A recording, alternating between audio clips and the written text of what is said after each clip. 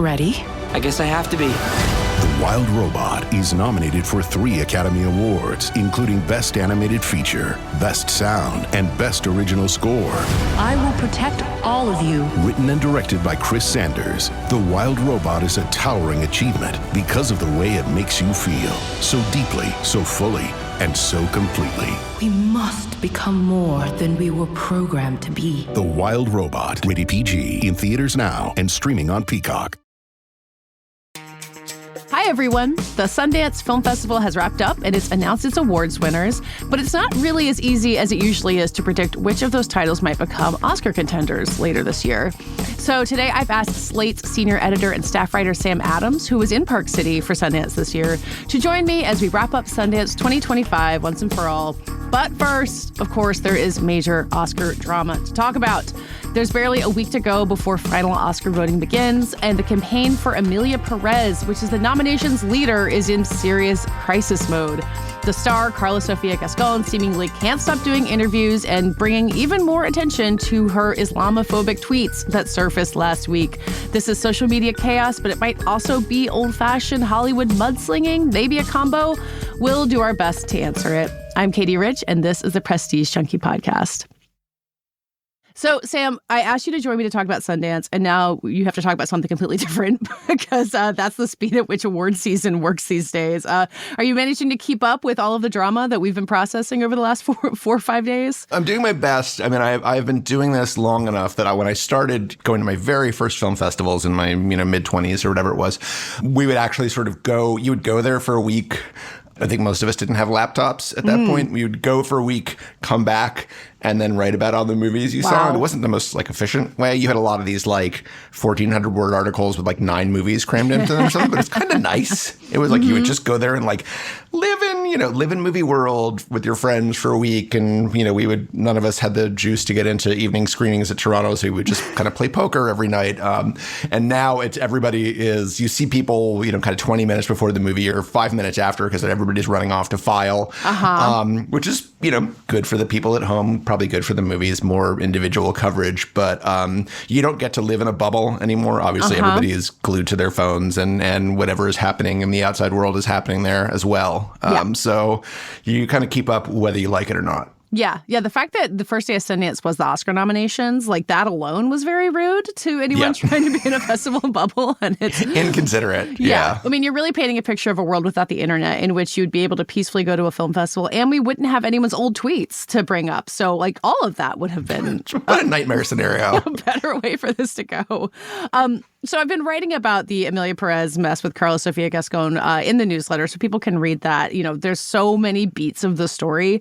But the basics are that a journalist uncovered many of her old tweets. I mean, she gave Sarah Hage's the journalist. She gave an interview to Variety and said she basically just went to Karla Sofia Gascón's Twitter account, searched for the phrase Islam, and found all of this stuff. It was not hard at all to dig up some pretty awful stuff that she had written, 2020 onward.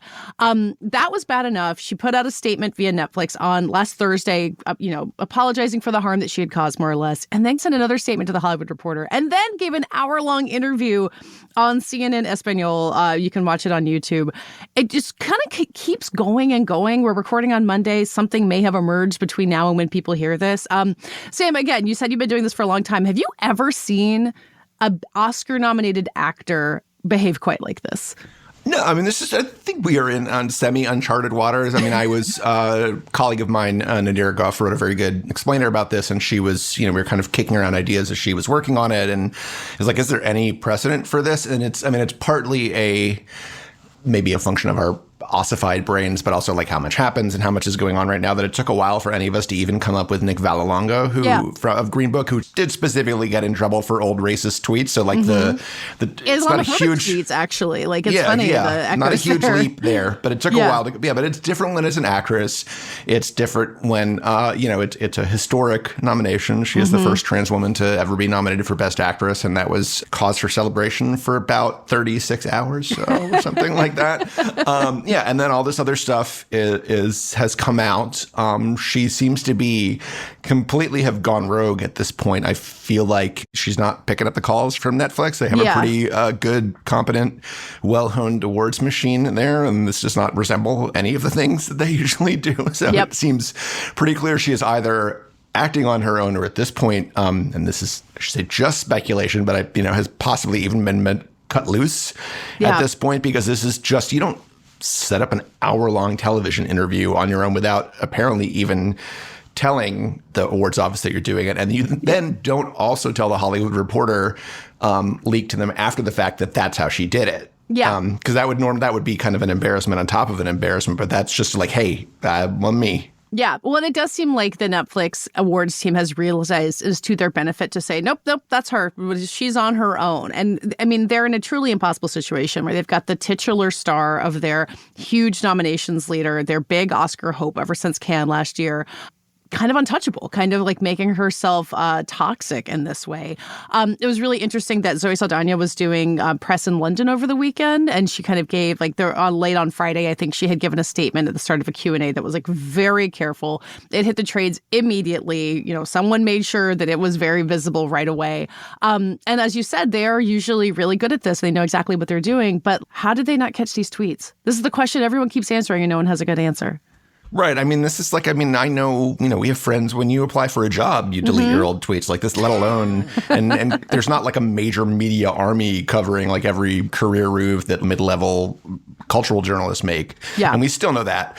So the idea that nobody thought to, Gascón seems a little kind of wacky in and of herself, but the idea that, and obviously has not been here before. Yeah. But Netflix's awards office and their awards publicists certainly have. And the idea that no one looked for this, I guess, maybe because they were in Spanish, this may be the best explanation you can come up with. It's not the most obscure language, There's people who can speak Spanish who can track these things down if you need them to. Right. And the fact that all Sarah Hagi had to do is she heard Gascón use the word, I think, Islamists in an interview, and that was like a red flag to her. So she was just like, let me see what I can find. And she does this sort of on the regular, just, investigating people's past online histories. And this stuff popped right up. And, even if you don't speak Spanish, Google Translate exists. And possibly maybe even made these things look worse than they are because the translations are a little janky. Yeah.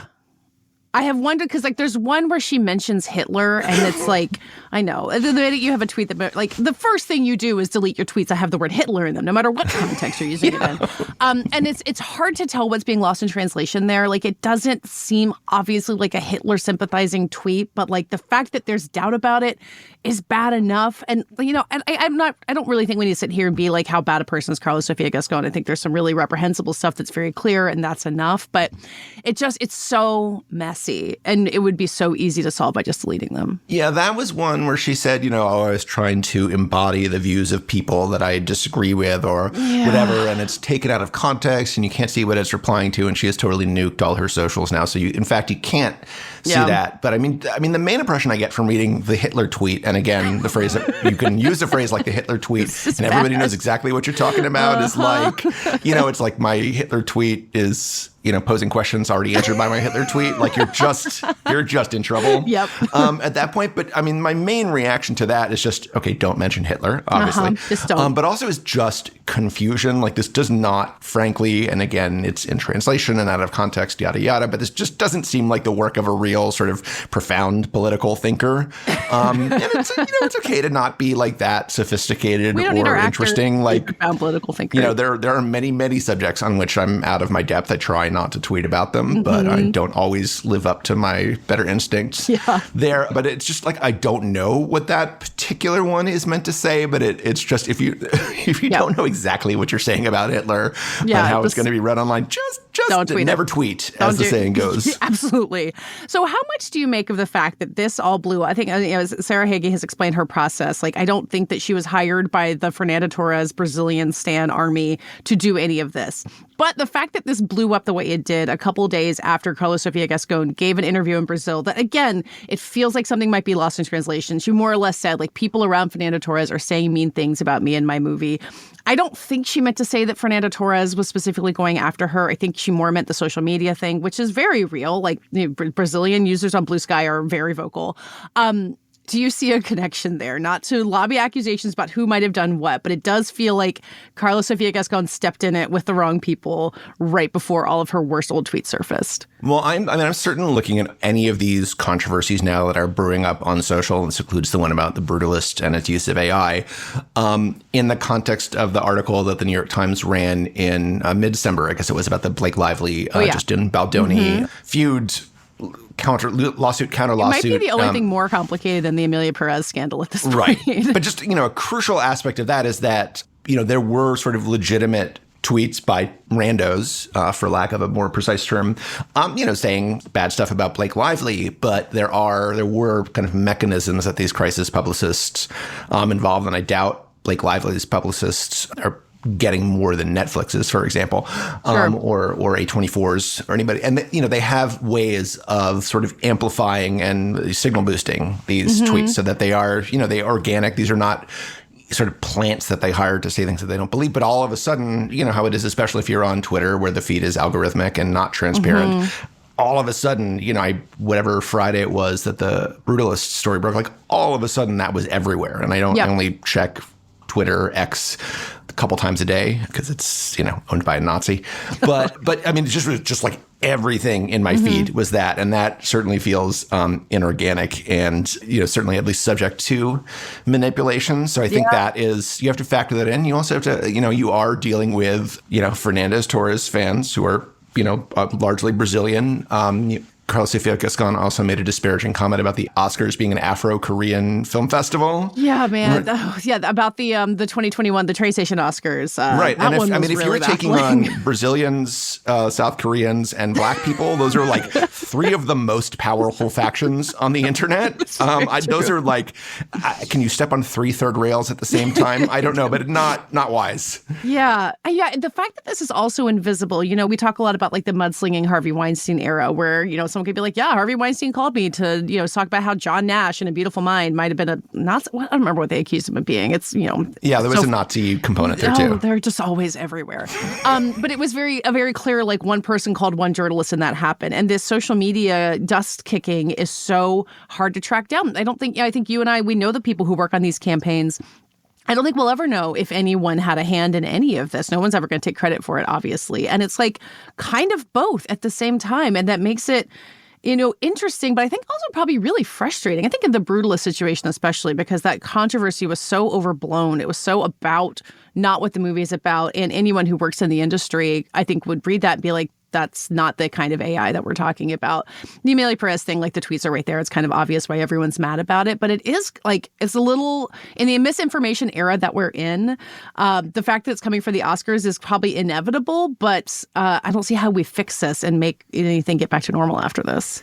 Right. I mean, I wrote a piece about the brutalist and the AI thing, which was sort of like, and slightly under protest because I didn't feel like it was a big thing to begin with. As you said, this is not really People kept asking me to be on the news to explain it. And I was just like, guys, this isn't a big thing, but okay, let me tell you So it's why. basically, like, I'm going to take, 1,200 words and just kind of be like, all right, everybody calm down. But that's basically what I said, but yeah, I did feel like there's a little, somebody's got to kind of pour oil on the waters here. And I feel like that one has receded a little bit because, this Karla Sofia Gascón story is just unbelievably juicy, like as to whether there's inorganic manipulation in this, we will never know. But this is very much the kind of thing that sort of would go naturally viral. Yeah. Like it's an Oscar nominee. She clearly seems to pride herself on being a sort of like unrestrained truth teller across the board, which makes headlines to begin with. It's also kind of a slow, weird race where people don't really know who to focus on. So they're just looking for any story. We've already had 9,000 articles on Demi Moore's dog. Well, do you feel like Demi Moore is just spending this week being like, just don't make a move. Just stay quiet. Yeah, this is clearly go past like you. If you don't make any noise, everyone will just let you win Best Actress anyway.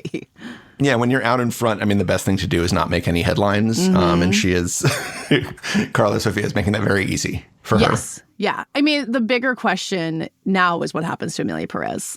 It's got, I think a lot of us thought it was just going to maybe cruise to Best Picture, even if it had all these obvious caveats. I mean, and I think people know, but like even before the Karla Sofia Gascón scandal broke out, like there was a lot of criticism of it from audiences in Mexico, from trans audiences. Jacques Audiard was out there saying Spanish is the language of poor people. That wasn't great. And it felt like things were stacking up, but it was hard to know how much of it was just the internet versus real people. I think it's now very much everyone is aware of what's going on. So, I mean, what do you think this movie can do now at the Oscars?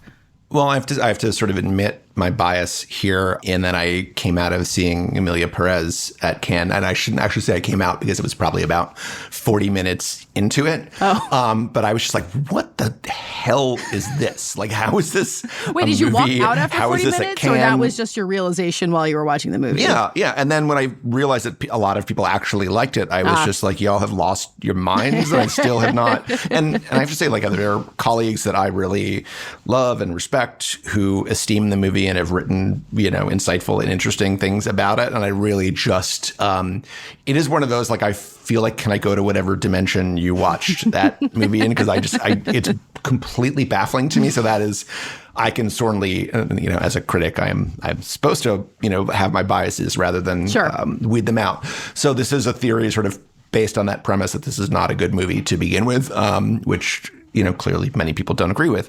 But it feels like at least one of the factors that might be pushing it towards a Best Picture win is we're dealing with a huge surge of transphobia in this country right now. And this is a sort of emphatically, historically pro-trans movie, Oscar nominee. And there is certainly the Oscars love to make a statement. And I think that might at least be a factor in here. And I don't want to discount the fact that people genuinely like the movie, although they are out of their minds. But I think to the extent that that is some part of what might push Emilia Pérez over the top, I do think this could hurt it because it's sort of, the most prominent, this is sort of famously, this is part of the criticism from trans and Latino people. This is a movie about, a trans woman in Mexico that is made by a creative team that is almost entirely cis, almost entirely not Mexican. Yeah. In many cases, not even Hispanic. But so... the authenticity is already a little on a knife's edge there. And Karla Sofia Gascón is by far the most prominent trans person involved in this movie. And for her to be blowing up whatever goodwill might have been attached to her, because it's like, oh, trans people can also be garbage too, which is, it's an important lesson for us all to learn. Yeah, this is representation matters. But that does, to the extent that there's sort of a let's, vote for the trans movie and all kind of feel good about ourselves. Yep. She puts a real kind of dent in that armor, I guess. Yeah. I don't think it works at all anymore. And so there's the question of like, what are the other reasons to vote for this movie? And I think Zoe Saldana is still really excellent in the movie. I think her campaign is in good shape. And like, again, I think she's a Hollywood professional. She's been in a bunch of Avatar movies. She knows how to navigate a bunch of bad faith and people rooting against her. And I think that she can get through all of that. But yeah, as you said, like, I think people would really love to have a movie that would let Hollywood say, look, we support trans people. And Emilia Pérez is the closest thing they've got. And I'm not sure it'll be enough. I mean, the ship has long sailed for I Saw the TV Glow to get the awards attention it deserved as a movie by an actual trans filmmaker that's about trans ideas and really, really good. That would have been a better choice. Maybe the Spirit Awards will get there. But yeah, I think Zoe Saldana could still win. And I think the song could still win because the song category is really weird. But the other question is, what does Lin-Manuel have to do, man? Like, yeah, now Mufasa became a big hit kind of after the nominations came out, and we're stuck with that.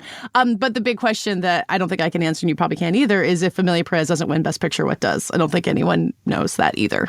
No, it feels like Emilia and The Brutalist are kind of 1 and 2 at this point, but it all feels like very, there's 4 or 5 movies that, could be in that position. I think, for example, like a Complete Unknown has been a little bit overlooked in that respect, just because it's, it's not even like I'm the world's biggest fan of it, but it just fits the kind of classic profile so well. And has, Timothée in the lead, kind of representing a new generation, yada, yada, yada. So I feel like there's, that has been a little too easily counted. And people really like it. too. But this is a hard year to predict. Everything is kind of topsy-turvy. We were recording this the morning after the Grammys, which went incredibly well and gave out a bunch of well-deserved and defensible awards, which never happens. I often say like the Grammys, kind of the main purpose for them to exist is to make the Oscars look more credible. Yeah, they make me very grateful for the Oscars. Yeah, and things are so upside down now that it kind of looks like the Grammys might go better than the Oscars this year, which is really upsetting. We still have time. Yes. I just want to plant that seed just so we're all braced for a possible. I was watching the Grammys and the performances, like Sabrina Carpenter doing this really funny, like faux vintage musical thing. And I was like, God, the Oscars could, like, we just need performances like that. Like, and whatever. We have no songs this year. This year we have no songs. Although, again, given that 2 Emilia Pérez songs are nominated, perhaps that will wind up being a blessing. Yeah. Did you see the video that Timothée Chalamet posted from like doing press in Paris, where he just lip synced to Edith Piaf on like a rooftop with the Eiffel Tower behind him? Like, I didn't know that might be one of those things. It was the most like unbothered. Here I am, the like young hot white guy in the Oscar race dating models, and I'm not problematic, having a great time. Like, yes. It's the team behind Searchlight must be very grateful for him right about now. Should we pivot to Sundance and get to, I don't know, maybe next year's Oscar scandal? So I'm not so sure that's what Sundance is going to provide us this year. I mean, you've been talking about it. You've been writing about Sundance. I do feel like the prevailing wisdom is that this year's festival was like a little bit of a bummer, given the sales and, you know, LA fires and everything else. Is that your take on it? How was Sundance overall for you? I mean, it was, I think, by common consent, and certainly out of my experience, like a weak year for the festival. Somebody asked me at one point, you know, do you think this is a good year? And I think they were a little taken aback by how quickly I said no. But it just didn't. And that's not to say there weren't, I mean, and we'll talk about some of them. There were some great movies there, but there was just a lot of really middling stuff. There were a lot of kind of big swings. There were also big misses. By Design, the movie about a woman who turns into a chair. Love that plot description. Yes, Bubble and Squeak, which is a movie about people who are entering a country where cabbages are forbidden. And then a lot of kind of nice but very sort of typical like Sundance movies. A lot of movies about sort of like working class single dads struggling to make ends meet in the Plains States. And that just, you know, and those were kind of nice and lovely, and also the kind of movies that you feel like you could go to Sundance any year and see five just like that. So, you know, you did not have, there are years when you come out of Sundance and you were like, or I am like, half my top 10 list is done. Like, if assuming these movies get released this year, like I've got 5 candidates for this year. Maybe have 2 or 3. They're all documentaries. Yeah. There's, you know, I'm a bit of a nonfiction junkie, but I also just think the fiction, especially the competition, but even the premieres, which is where kind of the more big ticket star driven stuff goes, were just really underwhelming this year. Yeah. I mean, maybe we'll start with the movies that we know people will be able to see. By my count, there's 3 major sales so far, which again is distressing. There's several docs that sold to kind of small distributors. I was just going to glide over those for now, but I'd managed to see 2 of these. I saw Train Dreams, which was available for press on the virtual platform. That sold to Netflix, and also Sorry Baby, which sold to A24. I really liked both of these movies. I'm not sure that either of them is like innovative, fresh new voice, kind of like Sundance Discovery thing you're talking about, but Train Dreams in particular I thought was like really beautiful. I don't know how a movie like that fares on Netflix as a platform. I think especially after Emilia Pérez, we're going to have a lot of questions to ask about how Netflix puts movies out there. And then Together, the horror movie with Alison Brie and Dave Franco, sold to Neon. That's the 3rd one. But yeah, of those 3, are those what you would have expected to be the big sales from Sundance this year? I mean, Together, I think, screened over the weekend, either Saturday or Sunday night. And that was certainly at the point where the lack of sales, like I asked somebody and I was kind of looking around like, did I miss something? And I asked a filmmaker at a party, like, is anything sold yet? And they're like, a short. At that point, one documentary short was the big sale of the Sundance Film Festival. But I saw Together, which is a sort of Australian horror movie starring Dave Franco and Alison Brie as a couple who, without giving too much away, sort of their codependency becomes very kind of gruesomely Cronenbergerly literal. Okay. And that was I'm thinking Substance right really, now. That's really what you've just funny. Put like some body horror in my head. So okay. Yes. Yeah. So that was really fun and funny and gory, and a lot of jump scares that the crowd jumped to as they were meant to. And I came out of that and I was like, well, that is a movie that someone is going to pay a lot of money for. And I think the highest estimate I saw from Variety was $17 million that Neon paid for it. So yeah, that was the first like, oh, this is, this could be something. And this is not, I think, a bold new voice. It is a, fun horror movie. Made me think a little bit of Talk to Me, which A24 had a big hit with a couple years ago. So, kind of in that vein. But it was, at that point, it was just like, just give me something that like feels like something. Yeah. That feels like it's going to exist outside the festival that people are going to see and enjoy. Yeah. So that was certainly a pleasant change of pace at that point. Yeah. Yeah.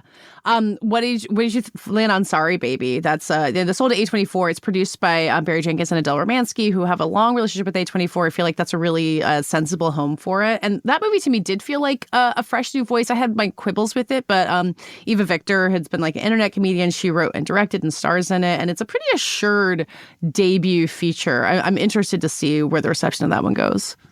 Yeah, I mean, Together felt to me like if you had asked me right afterwards, I would have been like, well, that movie is probably going to sell to Neon for between $10 and $15 million.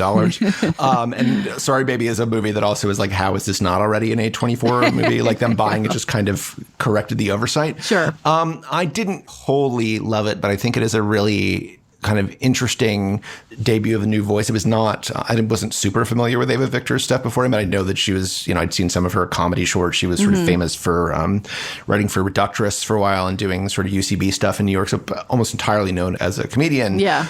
This movie has comic undertones to it, but it's really not a comedy. So it took me a while to adjust to that, and I feel like also takes a little while for the movie to find its feet. It has it's very confident in the tone it has, but I feel like the tone doesn't totally work.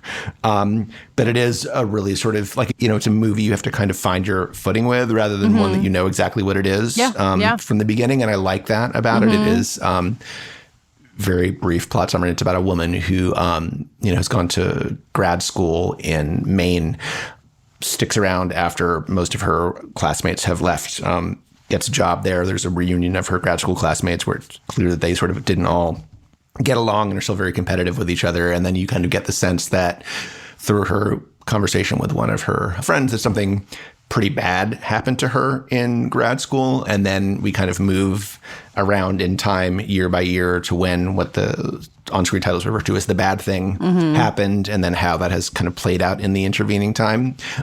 I will say, I mean, if you had to guess what the bad thing is in this movie, you would be right. You would absolutely be right. So that is, I think, a weakness of it, that it is weirdly predictable in that way. But I think that her performance, especially, there's a kind of deadpan to it that reads both as comedy and as sort of post-traumatic dissociation. And I think that's kind of where the movie lives. And I don't feel like it totally pulls it off, but I feel like it's trying for something and mostly getting there. And that is not something I could have said a lot of the movies this year. There's a really remarkable scene that's part of Jury Duty Selection that really rides that balance between the deadpan comedy and the trauma of the story there, that like I was thinking back on it, like that is not easy to tonally pull off. And like she really does.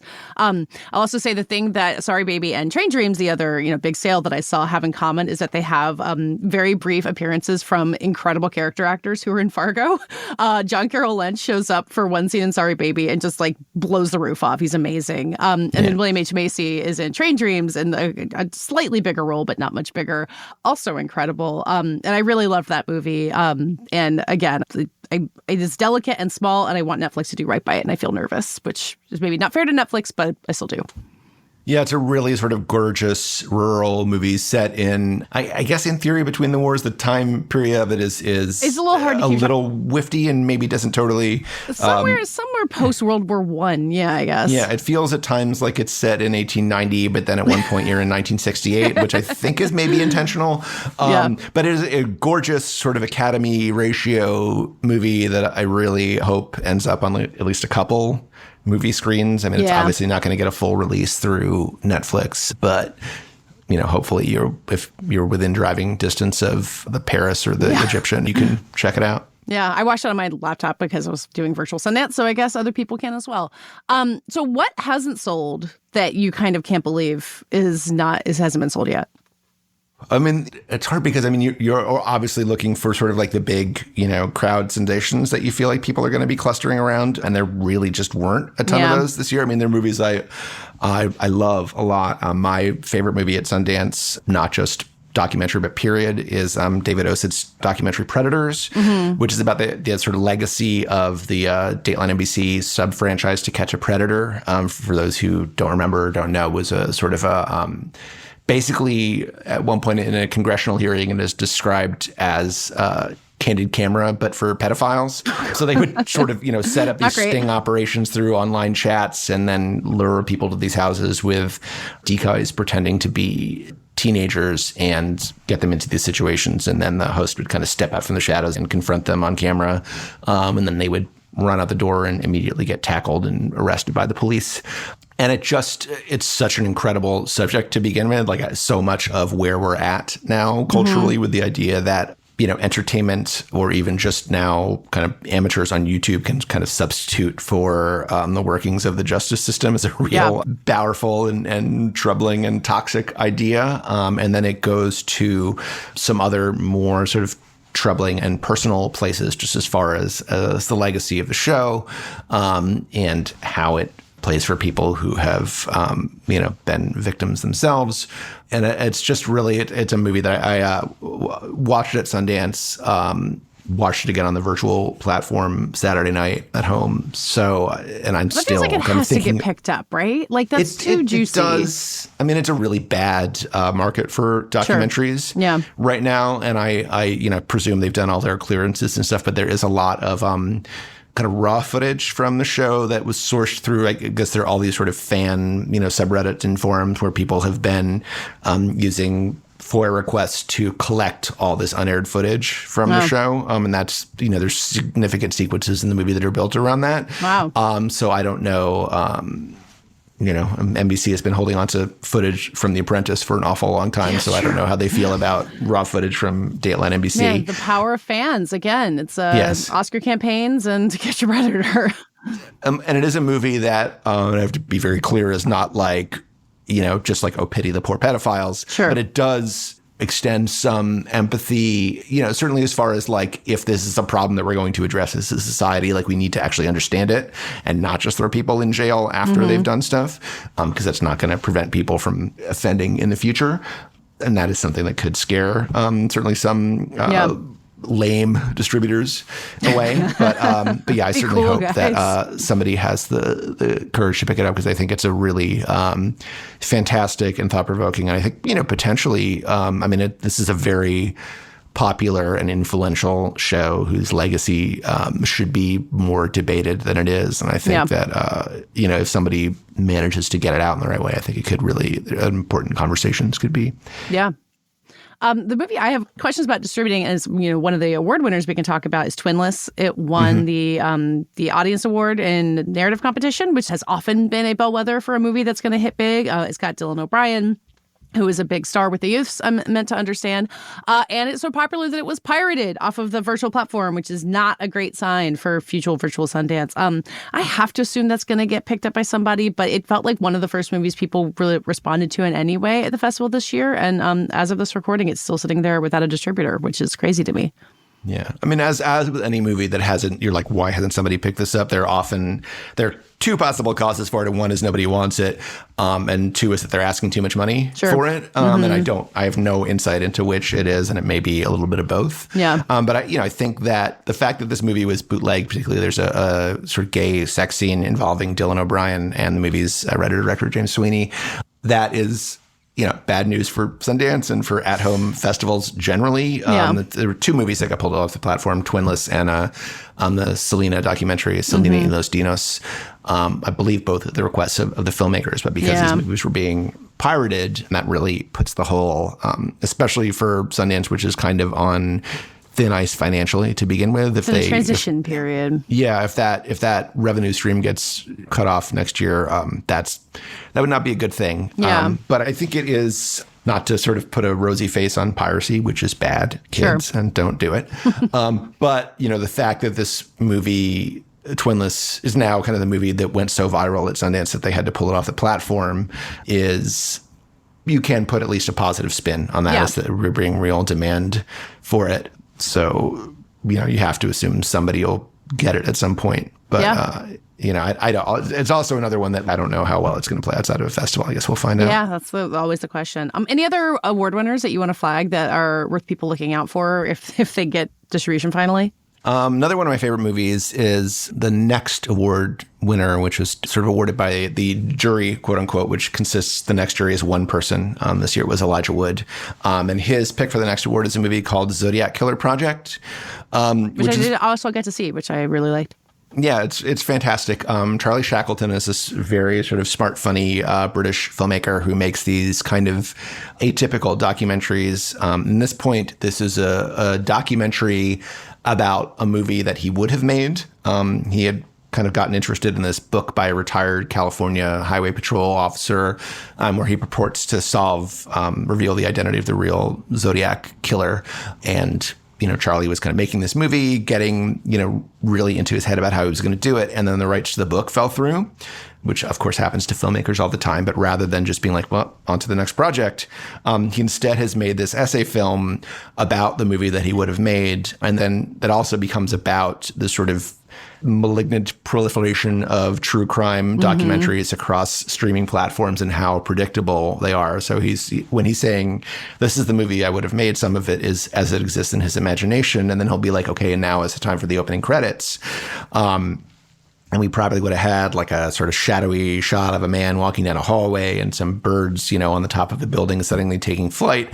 And he illustrates these with side-by-side clips from, 20 or 30 different true crime documentaries like The Jinx and Making a Murderer and, Amanda Knox and, numerous conversations with a killer on Netflix. And it just becomes this kind of very funny but also devastating illustration just how kind of repetitive and self-cannibalizing this genre is. So it's very clever and funny, and then also about certainly as someone who cares a lot about documentary and the way that this particular genre has kind of eaten particularly the streaming market for nonfiction alive.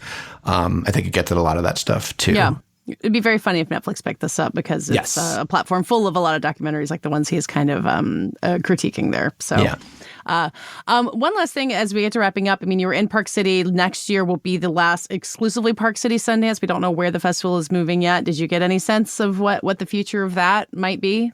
I mean, that is a case that I mostly kind of know what I read in the papers. I talk to a bunch of people, and it seems like everybody is, maybe drawing on the same sources. So it is officially down to 3 cities, Salt Lake, Boulder, and Cincinnati.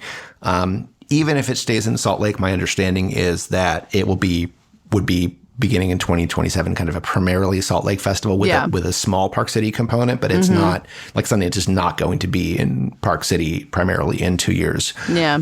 Regardless, what I'm sort of hearing, behind the scenes is that the Utah bid to keep it there is not competitive, that it's really between Boulder and Cincinnati. Yeah. And Cincinnati has various attractions, particularly that it's sort of like logistically all there. But Boulder is a city that when I heard that Sundance was moving, before they announced any cities, and I'm not the only person who's just like, well, what about Boulder? Yeah. And it's like, it's at altitude and it's snowy. And some of that is probably just like, how do we keep the vibe going? Like, it's not so big a place that the festival is going to get swallowed by it. Mm-hmm. But also, I've been thinking this, and Manola Dargis pointed this out in the piece that she wrote on Sundance for the Times. Cincinnati, Ohio is a red state now, and they've already passed a whole suite of anti-LGBT laws, and that is not going to get better in the next 4 years. And Sundance has been able to stay in a state like Utah, which has a sort of anti-trans legislation in it because they're kind of grandfathered in. But I don't think they can proactively move to a state that is legally discriminatory. I think would really cause them a lot of problems with filmmakers just being like, well, I'm not going. I'm not supporting Sundance or no. So I feel like for that reason, among others, Boulder feels like the better choice to me. And I've heard people say that that's out in front. I've also heard people say Cincinnati is out in front, and I maybe just choose to believe the first more than the second. But yeah, it's going to be certainly nobody knows. The Sundance, Eugene Hernandez, who's the head of the festival now, very explicitly declined to answer questions about that, and they'll deal with that next year. Sundance in 2027 is definitely not going to look like the Sundance that we have known. Yeah. I mean, it's a bummer to me because, as someone who lives in a purple state, I feel like it's the audiences in red state Ohio who deserve to be able to see the films that Sundance has to offer. You can bring that into these places that might not otherwise have it, but it's politically, the time is it's the lines are drawn so clearly that I think you make a really good point that it's hard to stand by something that stands for things that your festival doesn't. Yeah. Well, I guess in 2027, you'll be off to Cincinnati or Boulder or Salt Lake City or wherever it is. It sounds like you're a Sundance lifer. So hopefully you can keep sending me dispatches from on the ground until I get back there myself.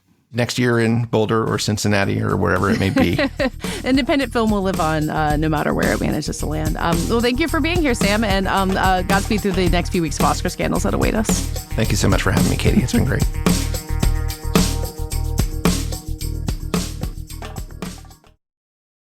Ready? I guess I have to be. The Wild Robot is nominated for 3 Academy Awards, including Best Animated Feature, Best Sound, and Best Original Score.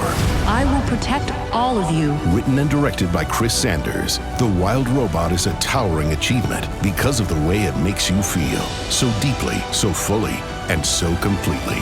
We must become more than we were programmed to be. The Wild Robot, rated PG, in theaters now and streaming on Peacock.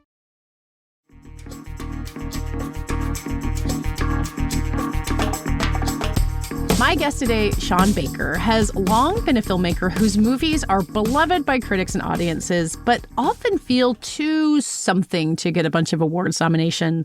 They're too gritty or raw, too raunchy, or sometimes too funny, or usually just committed to depicting worlds that are so rarely seen on screen. And that's one of many reasons that the success of his new film, Anora, has been such a huge thrill. It's nominated for 6 Oscars, including Best Picture and Best Director.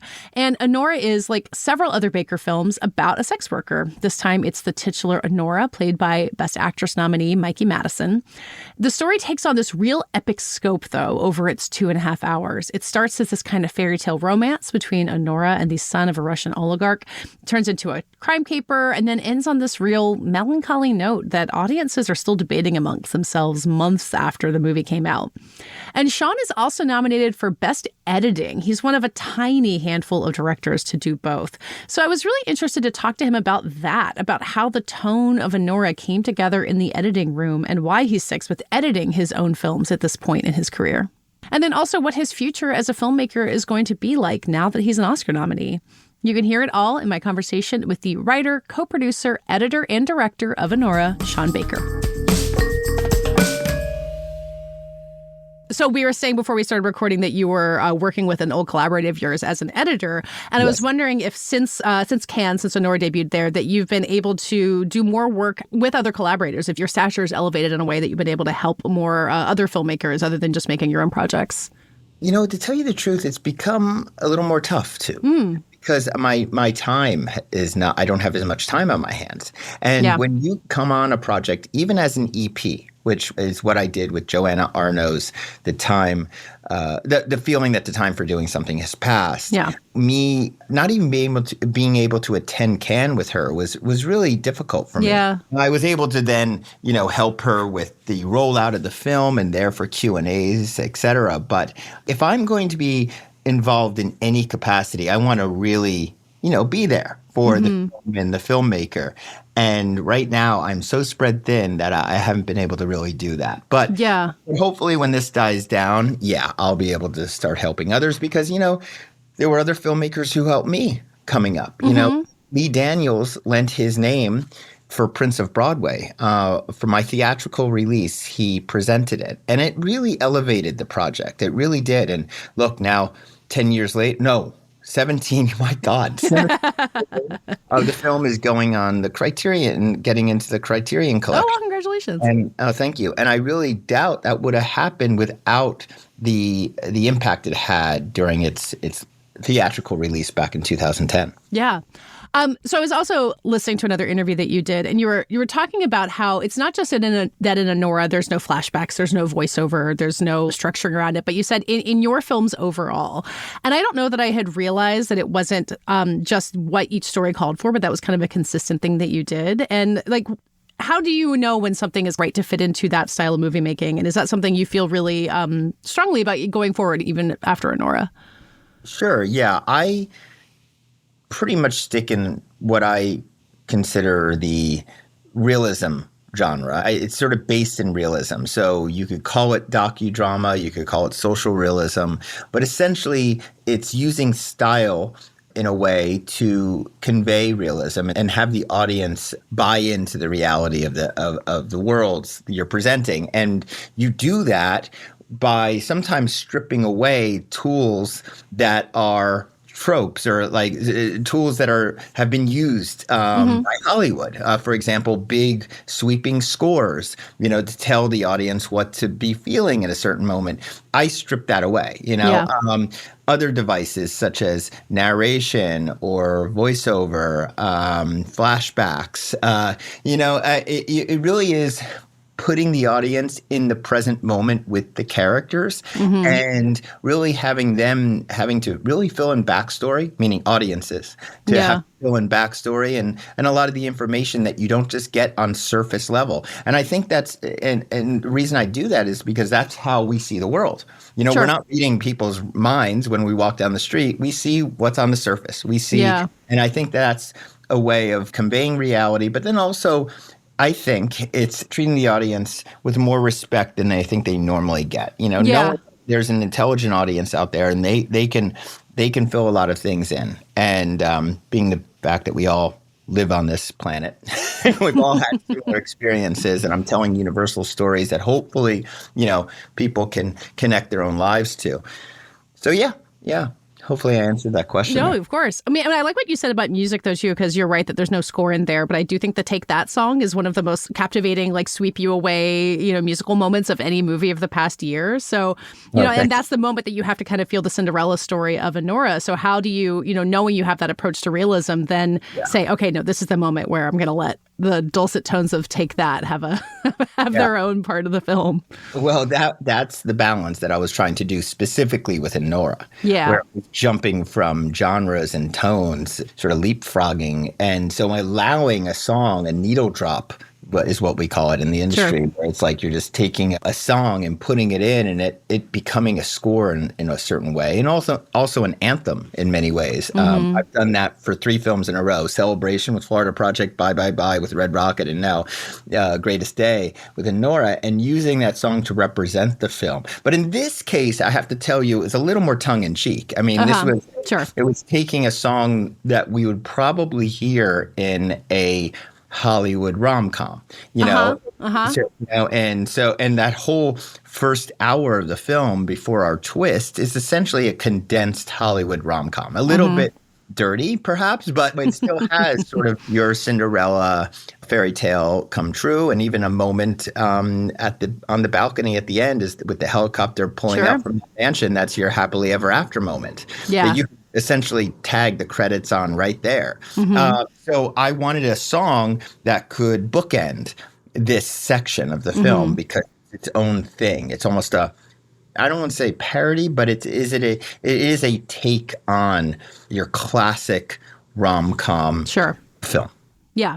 Well, I love what you said I think that you said that's a helicopter shot, and wasn't that something that you guys really wanted? Not a drone. Like you would do it with a drone these days, but that had to be a helicopter in that moment. Is that because it's supposed to be like a 90s rom-com? Is that the style? Yeah. And also, drones are almost too perfect these days. They can be extremely precise. I mean, they're computer driven, so they can be extremely precise. And I like the imperfections that I used to see in classic cinema. Like, that I think that shot in Scarface, that was, the world is yours moment, where he's looking out from the window of his mansion and looking at the blimp. You can sort of tell that was done with a real camera operator. There's a zoom and a pull out, and I love the imperfections of that. And so that's what I was going for here. I said, I know that this probably could be pulled off with a drone, but wouldn't it be nice to feel the camera operator really doing that zoom out from the two kissing and then a pull out with the helicopter rising above the mansion? And yeah. My wonderful producers, Samantha Kwan and Alex Coco, made it happen. Yeah. I like what you had said about how Red Rocket taught you something about what you can do with tone and about how you can start in one place and go to another and take people with you, and how with Anora you really wanted to push that and being able to shift tones. What did you learn from shifting the tones in Anora that you want to push even further next time maybe? Do you feel like you kind of brought yourself to a new level of how you can take the audience with you? Yeah, two things. Number one, we just spoke about music, but I really did love playing with music with this one. I had a lot of needle drops. I had a bigger music budget. So I was able to use a lot of iconic songs, not just Take That, but sure. Yeah, DMX and Tattoo and Slater. And these songs were really fun to cut to, and I cut to in a different way. There's this term you learn in film school, diegetic sound. Sure. Where diegetic is a part of the movie world, right? While non-diegetic is something that's placed on top of it, like a score. Well, I was using these songs to go from diegetic to non-diegetic. You would hear the song start as if it's coming from the speakers inside the club, and suddenly sure. the song would take over, and become stereo and become something that's actually scoring the scene. So that was really fun. And then also comedy. I've always been into comedy. I was the co-creator of Greg the Bunny, and I've always wanted to get back to that. And so I've been slowly infusing more comedy with my films. And in this one, people have told me it's my funniest film, and that's nice. And I would like to continue in that place. As long as I can balance it, as long as I can balance comedy and pathos properly, I want to into that comedy. What do you think made it so that you started with less comedy in your films and you're building from it? So, I think of Tangerine as being funny, but I think you're right that this one is funnier. Why do you think it had to be kind of a journey to get back there? Yeah. Probably Tangerine was the one where I started really using it again. But, Takeout and Prince of Broadway, that relied more on behavioral comedy, just the interactions, human interactions that I find funny, usually competitive. If they're competitive, they're funny to me because it's like I recognize myself in the immaturity of human beings when they're not getting along. So, but I've been leaning more into actually beyond just behavioral comedy, actually like comedic moments and setups and punchlines. And it's just been a journey to see if it's actually been acceptable in the subject matter, in the stories that I'm telling.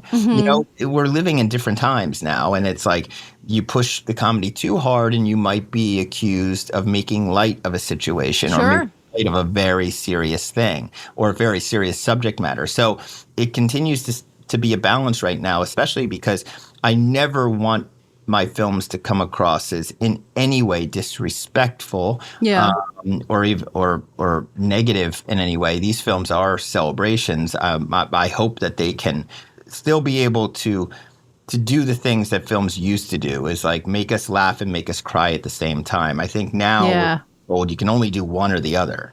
So, yeah. Yeah, I know you've talked about the home invasion sequence a lot as kind of this centerpiece in the movie, but I was curious about it from the editing perspective, since you're editing your own movie. And obviously you've got it scripted, you've got it choreographed, so much that's happening on the day on the week it took to shoot that. But when you sit down with it in the editing room, how does the editing maintain the comedy of that sequence? Because it's such a razor thin line between comedy and something really scary. And I wonder how you have to work with that in the editing room specifically. Yeah, that's why I edit in order. I don't do assemble cuts. I go right into and we shot it in order too. So I basically am starting from the first shot of that scene and moving forward, and I can feel, just because I literally feel it evolving and growing. I know where it's like, okay, here's a little moment of respite. Here's a little moment that I can allow for some comic relief. Here's a window that'll allow for a one-liner or a funny expletive, etc. As long as we're getting the audience back, to reality. And so it's really just, it's just gauging it in the moments, gauging and seeing how is it playing to me, and hopefully that's how it's playing to audiences. Yeah. I mean, I think you said that when you, before you start editing, you finish filming, you take a long break, you like walk away from it before you go in the editing room. What do you do in that time? Do you like start working on something else? Do you do nothing? Like, how do you clear your head so that you can do it? There is actually and I know this sounds crazy, but there is a rehab time, meaning like not full, I'm not in a drug rehab, but I'm talking like there's getting your health back, Sure. Any film shoot seriously beats you up. And even though I try to stay healthy, looking back at photos from the spring of 2023, I had lost 20 pounds. Oh my God. Yeah, I was gaunt. I was stressed out. My hair was thinning and everything. And I needed time just to recover. Yeah. And I think Samantha and I are married. And she's also a producer on the film. So we just took time to be with our dogs again and to hike and to just experience life again, see other people's movies, because when you make movies, you can't watch movies. So it just getting back on our feet. Yeah. And slowly getting back into the movie. Yeah. I was going to add, like, not to like pry too much into your marriage, but working with your wife as a producer, like when you guys are both like diving in with both feet on these things and then getting out, like, does it help to both be in it together so that you can kind of, get in the escape hatch together? Like, how do you maintain your lives while going so deep on these experiences? Yeah, we've actually been asking other couples, how do you do it? How do you maintain it? I just have to say that Samantha's a trooper and puts up with my insanity. And also our sensibilities are the same. And she knows what I need and I know what she needs. And we enjoy each other's company. I mean, we actually edit at home. I edited Anora at home. Wow. So she's in the bedroom and we don't have a big place. So she's right behind me on the bed. Is that how you've always done it? I mean, I assume when you're starting out and you have no money, you have to do it at home, but now that's just how you like it. And by the time I actually got to a place where I was making slightly bigger movies, technology changed to the point where, you can just, I'm editing a film on the road right now. Sure, So that's all possible these days. You don't have to be spending, hundreds of dollars an hour to be in an edit suite somewhere. You can literally do it at home. And we have to always keep that sort of indie film sensibility on, saving money in every place we can. So having post-production at home is a real cost saver. Yeah. I mean, I think, is Anora the biggest budget you've had? Is that right? Yes, about $1.5 million over. Yeah. But you said that like you're still kind of taking the same lessons that like, you have money, but not all the money in the world, and that you have to put it all on screen. Which I guess needle drops count as part of that too, right? It's on screen. Yes. Like, how do you keep an eye on that? How is that something you just maintain as one of your pillars as you're putting a movie together? Well, it's my team. My team is they understand it. Alex Coco, who was my assistant on Florida Project, bumped up to one of the producers on Red Rocket, and now it's Alex Coco, Samantha, and I producing. We know that we have to do it this way. It's hard for us to get budgets much larger than this, just simply because of my subject matter, but also because of my lack of running to A-listers. To cast films. It's not that I don't love A-listers. I don't like to put out that idea that I don't work with them. It's just that I always think of, who would work first and foremost for the character, and that may be an A-lister or it may be my neighbor. I don't know until I start writing and casting. So we're sort of at this cap. I think we are the lowest budget. Well, we're by far the lowest budget film in the best picture category. Yeah, I guess so. We're at $6 million. Well, like 6.5 actually.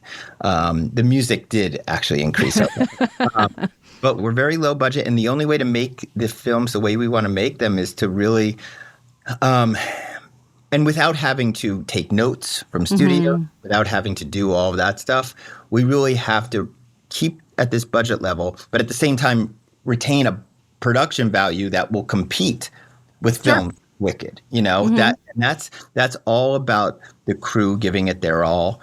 Olivia Cavanaugh is our amazing line producer, and she knew how to make a New York film for that price, which is incredible. Yeah. Like, I mean, New York is famously so hard to film in on a budget because of just the logistics of filming there. Like that's, I guess you couldn't have done it without it, but that's an incredible hurdle to get past. Exactly.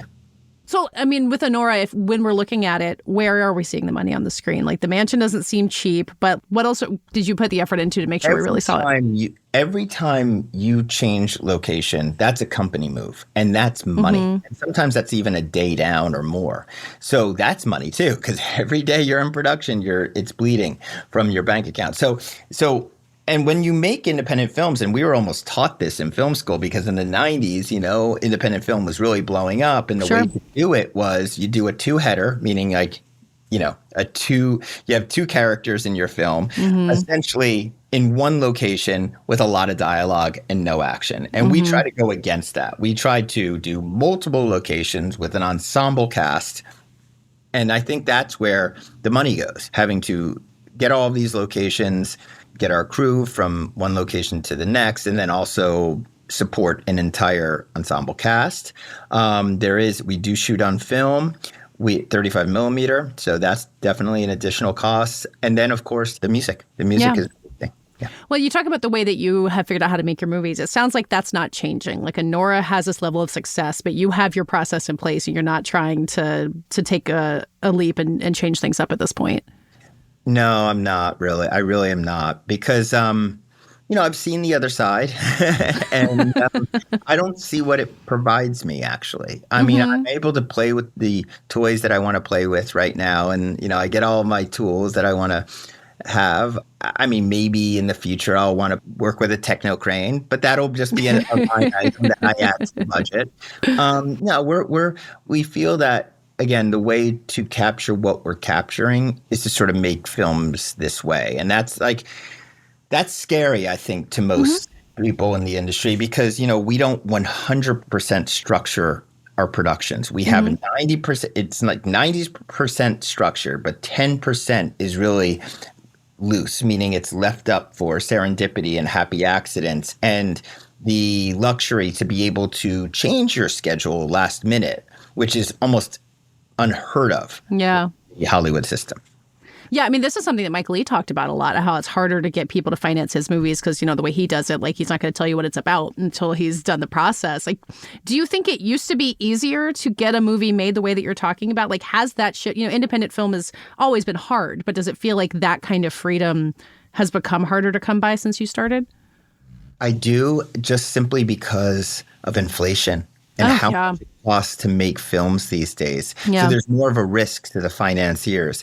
I think Anora was incredibly produced. And the fact that we pulled that in for $6 million is incredible in 2023, 2024. But if we made this film in 1992, it probably would have cost $1.5 million. I mean, prices have gone through the roof. Rates have gone through the roof. So, yeah, it is harder. And the fact that Mike Leigh, oh my God, he should just be given money. Get wine. He's making another movie, though. They just announced today that he's got one in the works. Like, thank God. Yeah. I was very worried that. It always rubs me the wrong way when directors, auteurs such as John Waters, and sometimes I've heard, others like Todd Solondz, not being able to get budgets for their films. They should have carte blanche. Well, I feel like even David Lynch said, like, before he died, he was talking about making something and then couldn't get the money for it. And it's like, good Lord.